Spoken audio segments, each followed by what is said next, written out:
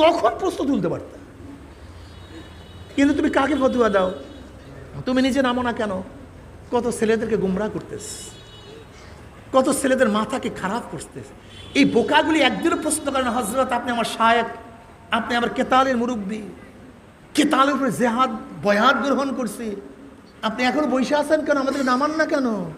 আমরা নামি না কেন? আমরা অমুখের বিরুদ্ধে ফতুয়া দিয়ে লাভটাকে, তার তো গুমরাহ, এর মুর্শিদ। বাস, তুমি এক মুর্শিদ নিয়ে বারবার মাথা খাটাইতেছ, কিন্তু নিজে মোমেন সেটা প্রমাণ করার জন্য মোটেও চেষ্টা করো না। আজীব ব্যাপার। নেমে যাও, সমস্যা নেই, কোনো বাধা নাই, তুমি নেমে যাও। যদি মুখ দিয়ে বলার মতো শক্তি না থাকে তাহলে মনে মনে কি করো? ঘৃণা করো, পরিকল্পনা করো। ঘৃণা এবং পরিকল্পনার মধ্যে পার্থক্যটা কি? এই যে গেট, এই গেটের সামনে ময়লা, একটা ইঁদুর মরা, পচা, যত মানুষ এখান থেকে যায়, এই পচা ইঁদুর মরাকে ঘৃণা করবে না মহব্বত করবে? ইসরে গন্ধ, একটা নাকের মধ্যে রুমাল চাপা দেবে, গন্ধ, সবাই ঘৃণা করছে। 1 কোটি মানুষ এখান থেকে গেছে, সবাই ইঁদুরকে না মহব্বত করছে। কিন্তু মুদ্রার জায়গা মতো আরো পচে, আরো গন্ধ বাড়ে, হাজারো ঘৃণায় মুদ্রা সেখান থেকে যায় নাই, কমে নাই। কিন্তু একজন ইমাম সাহেব এখানে মসজিদের, উনি চিন্তা করতেছে ঘটনা কি, এখানে ইঁদুর মরা, বালতির প্রয়োজন, পানির প্রয়োজন, ঝাঁটার প্রয়োজন। উনি পরিকল্পনা করছে, চিন্তা করছে। উনি পরিকল্পনা করিয়া বালতি দিয়া পানি মাইরা ঝাঁটা দিয়া ঝাড়ু দিছে, ময়লা কয়জনের পরিকল্পনায়? 1 কোটি মানুষের ঘৃণায়, একজনের পরিকল্পনায়। তুমি ঘৃণা এবং পরিকল্পনার মধ্যে পার্থক্য বুঝো? বুঝো তোমার সমস্যা কোথায়? আল্লাহ আফালা তাতাফাক্কারুন, আফালা তাকিলুন, আফালা তুবসিরুন, ইয়া উলিল আলবাব, ইয়া উলিল আবসার। আল্লাহ বলেন আফালা তাতাফাক্কারুন, তোমরা চিন্তা করছ না, তোমার মাথার মধ্যে চিন্তা নাই, এখানে ঘৃণা আসছে, শুধু ঘৃণা করে বসে আস বাস। কিন্তু আমি আমার দায়িত্ব পালন করছি না, পালন করো নাই, তুমি তোমার দায়িত্ব পালন করো নাই।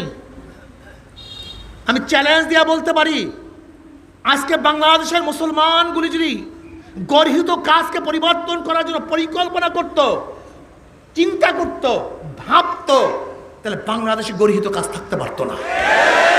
কিন্তু কার কোনো চিন্তা নাই, কোনো টেনশন নাই, কোনো টেনশন নাই, সবাই দরবেশ হয়ে বসে আছি, প্রত্যেকে মুহাদ্দিস, বহুত জানি, বাস সবাই শ্রদ্ধার পাত্র, পূজনীয়। অথচ নবী আলাইহিস সালাতু ওয়াস সালাম এই দাওয়াত দিতে গিয়ে হাজার রক্ত ঝরাইছেন, তার খবর নেই। দান শহীদ করছেন, খবর নেই। হিজরাত করতে বাধ্য হয়েছেন, কোনো খবর নেই। অন্যায়ের মোকাবেলা কেউ করি না কেন? তাহলে আমার মাদ্রাসা বন্ধ হয়ে যাবে, আমার ইমামতি শেষ হয়ে যাবে, আমার পদমর্যাদা চলে যাবে। দেখেন না প্রত্যেক জায়গায় এক একজন বসায় রাখছে। এখন বাইতুল মুকাররম থেকে এক সময় তো কত প্রতিবাদের আওয়াজ আসতো, এখন কোন আওয়াজ শুনেন? কারণটা কি কোন? তো আল্লাহর ভয়ে, ঠিক না ভাই? আল্লাহর ভয়ে কোনো প্রতিবাদ করে না, ঠিক না ভাই? আলহামদুলিল্লাহ। না কিসের? এই যত ফতুয়া দেই না আমরা, সব কিন্তু প্যাটার পিঠ, সব প্যাট পিঠ। এই যত ফতুয়া দেই, যত মৌলবীরা, যত মুহাদ্দিস মুফতিরা বড় বড় খালি ফতুয়া দেয়, সব প্যাট পিঠ, আর কিচ্ছু না, সব প্যাট পিঠ, সব প্যাট পিঠ। খাবো কি? জেলে যাব, মার খাবো, এই প্যাট পিঠ, আর ফতুয়া দিয়ে বেড়াই। তুমি চরমনের স্কাল তোলো কি? আমি তোলাবাদেরকে একটা কথা বলবো, খুব ভালো মতো বুঝবা।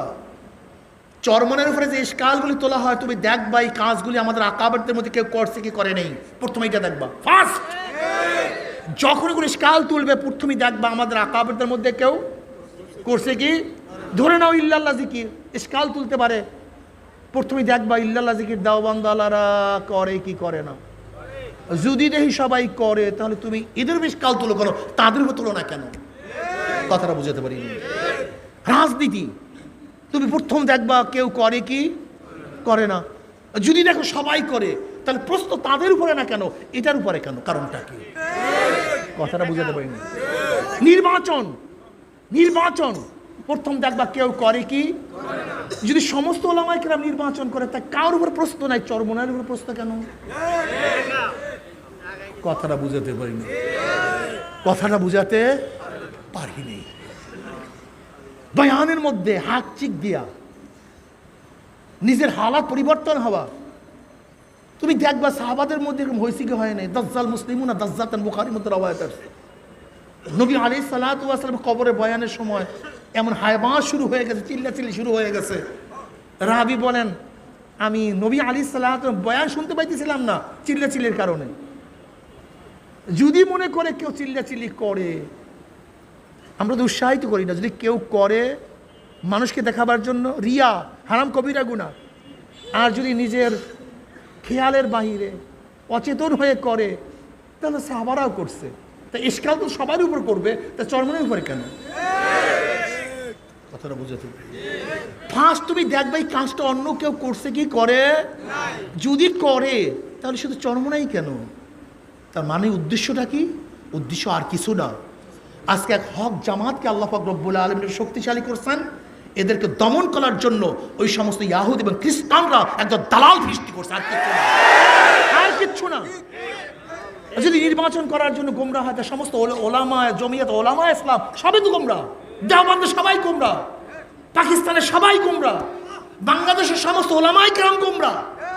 কারণ সবাই নির্বাচন করছে, নির্বাচন করে। যদি নির্বাচন করার জন্যই চরমনাইওয়ালারা গোমরাহ হয়, তাহলে দেওবন্দওয়ালারা নির্বাচন করে না? হোসেন আহমদ মদনী রহমতুল্লাহ আলাইহি এত তারিফ করো, তিনি কি নির্বাচনের জন্য ভোট চান নাই? তাহলে গোমরাহ হলে সেটি হবে না, তাহলে চরমনাইওয়ালারা গোমরাহ হবে। হ্যাঁ, মাছ খায় সব পাখি, নাম শুধু মাছরাঙ্গার। এর কারণটা, এর জন্য প্রথমেই দেখবা ইশকাল যখনই তুলবে, প্রথমেই দেখবা অন্য কাউ এই কাজটা করছে কি করে নেই।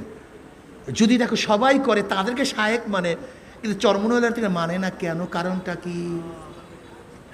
যারা নির্বাচন করে, শুধু তাই নয়, রাবেয়া বসরি বলে শেখ হাসিনাকে, যারা শেখ হাসিনাকে রাবেয়া বসরি বলে, আর নবী নুহের নৌকাকে আওয়ামী লীগের নৌকা বলে। তাদেরকে যদি এত এত প্রশংসা করতে পারে, তা চরমনাইওয়ালার এত ঘৃণার পাত্র হবে কেন? কারণটা কি? আফালা তাতাফাক্কারুন, আফালা তুফসিরুন, আফালা তাকিলুন। চক্ষু নাই তোমাদের, মাথা নাই, জ্ঞান নাই? তুমি বুঝো চরমনাইওয়ালাদেরকে কিছু দিয়ে ঠেকাতে পারে না। এদেরকে রাজাকার বলার ক্ষমতা ওদের বাবারও নাই। কারণ আমাদের চরমনাই মাদ্রাসায় ছিল মুক্তিযোদ্ধাদের ক্যাম্প। ওই এলাকার সমস্ত হিন্দুরা আমাদের মাদ্রাসায় এসে, আমাদের বাড়িতে এসে থাকছে। ওদের বাবারও শক্তি নেই আমাদের রাজাকার বলে। কথাটা বুঝাতে পারিনি। চরমনাইওয়ালাদের এমপি এবং মিনিস্টারের লোভ দিয়া কেনার ক্ষমতা ওদের মধ্যে নাই। চরমনাইওয়ালাদেরকে হাজার হাজার কোটি টাকা দিয়ে কেনার ক্ষমতা ওদের মধ্যে নাই। ভয় ভীতি দেখাইয়া ফিরাবার ক্ষমতা ওদের মধ্যে নেই। এখন ফিরাবে কিভাবে, দমাবে কিভাবে? একদল দালাল বের করছে, একদল দালাল বের করছে আলেমের নাম। এই দালালগুলি শুধু চরমনাইয়ের বিরুদ্ধে লাগছে। যদি এই কাজ করার কারণে গোমরা হয়, তাহলে এই কাজগুলি যারা করে সবাই গোমরা। এই ফতুয়া দাও, তারপর চরমনাইয়ের বিরুদ্ধে। জলি জিকির কি শুধু আমরা করি? গিয়ে দেখো সাতটা মসজিদে এমন জোরে জলি জিকির করে, মসজিদ ফাটায় হলে। যদি জলি জিকিরের জন্য গুমরাহ হয়, রশিদ আহমদ গঙ্গুর রহমত গুমরাহ হবে, হোসেন আহমদ মদনী রহমতুল্লাহ আলী গুমরাহ হবে, হাজি সাহেব রহমতুল্লাহ গুমরাহ হবে, কাসিম নাদুর রহমতুল্লাহ গুমরাহ হবে, হোসেন আহমদ মাদানী গুমরাহ হবে। নাউজুবিল্লাহি মিন যালিক। তারপরে আমরা গুমরাহ হব, আমরা তার অনুকরণ করি। আর আমাদের কিছু তোলাবা আছে মাথা মোটা, কোনো এক পাগল কোনো কথা বললে ফুক দিলি, আরে অমুক শায়েক বলছে রে, খাইছে তো বিশাল শায়েক।